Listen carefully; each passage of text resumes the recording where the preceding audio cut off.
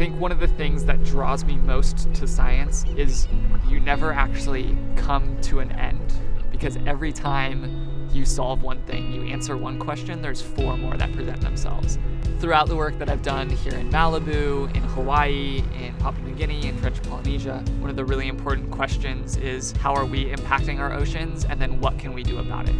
One of the things that I learned during my time at Pepperdine was this idea of story.